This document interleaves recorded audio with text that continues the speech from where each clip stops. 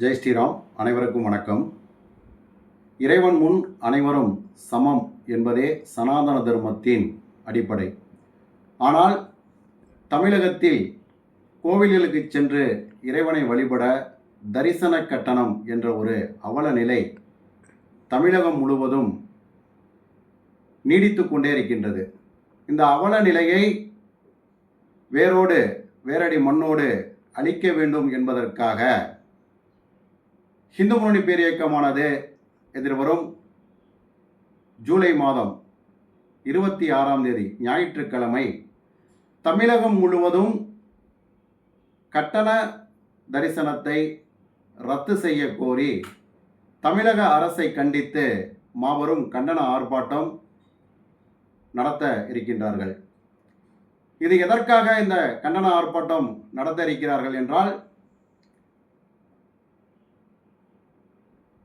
நமது நாட்டில் இந்து சமய அறநிலையத்துறை கட்டுப்பாட்டில் ஏறத்தாழ 46,000 இந்து கோவில்கள் இருக்கின்றது.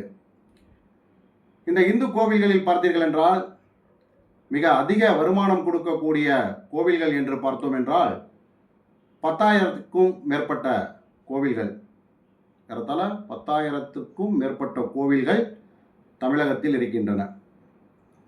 ஆனால் இந்த வருமானத்தை எல்லாம் அரசாங்கம் எடுத்துக்கொள்கிறது. கடவுளை காணச் செல்லும் பக்தர்களிடம் தரிசன கட்டணம் வசூல் செய்கின்றது. காசு உள்ளவர்கள் கடவுளை அருகாமையில் சென்று வணங்கலாம். காசு இல்லாதவர்கள் மணிக்கணக்கில் நாள் கணக்கில் காத்திருந்து இறைவனை தூரத்தில் நின்று வணங்கக்கூடிய ஒரு அவல நிலை கோவில்களில் தொடர்ந்து கொண்டே இருக்கின்றது. இந்த அவல நிலையை போக்க வேண்டும். கோவிலில் அனைவரும் சமமாக சென்று இறைவனை தரிசிக்க வேண்டும் என்ற உயர்ந்த நோக்கத்தோடு இந்து முன்னணி பேரியக்கமானது மாநில தழுவிய ஆர்ப்பாட்டத்தை அறிவித்திருக்கின்றது. கோவில்களுக்கு நம் மன்னர்களும் முன்னோர்களும் அந்த காலத்தில் ஏறத்தாழ பல லட்சக்கணக்கான நகைகளையும் நிலங்களையும் பணங்களையும் மானியமாக கொடுத்திருக்கிறார்கள். குறிப்பாக பார்த்தீர்கள் என்றால்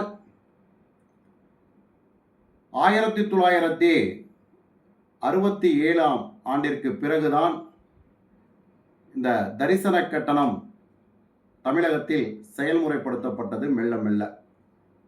அப்போது தமிழகத்தை ஆண்டு கொண்டிருந்த திமுக தான் இந்த தரிசன கட்டணத்தை கோவில்களில் மெல்ல மெல்ல அமல்படுத்தியது. ஆண்டொன்றிற்கு பார்த்தீர்கள் என்றால் தற்போதைய நிலவரப்படி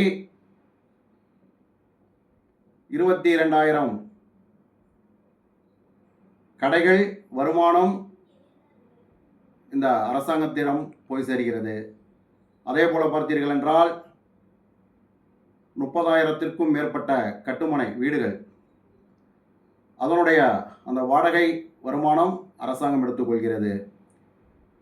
விவசாய நிலங்களின் குத்தகை வருமானம் இந்த அரசாங்கம் எடுத்துக்கொள்கிறது. இந்த வருமானத்தை எல்லாம் வைத்து கோவிலை மிகச் சிறப்பாக பராமரிக்கலாம். இருந்தபோதும் பக்தர்களிடமிருந்து தரிசன கட்டணம் என்று இந்த அரசாங்கம் பகல் கொள்ளை அடித்துக் கொண்டிருக்கின்றது.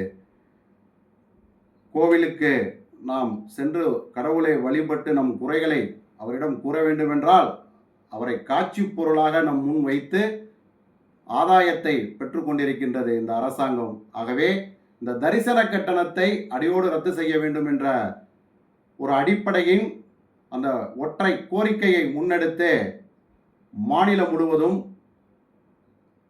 தரிசன கட்டணத்தை ரத்து செய்ய வேண்டும் என்ற இந்து முன்னணி பேரியக்கமானது ஆர்ப்பாட்டத்தை துவங்க இருக்கின்றது.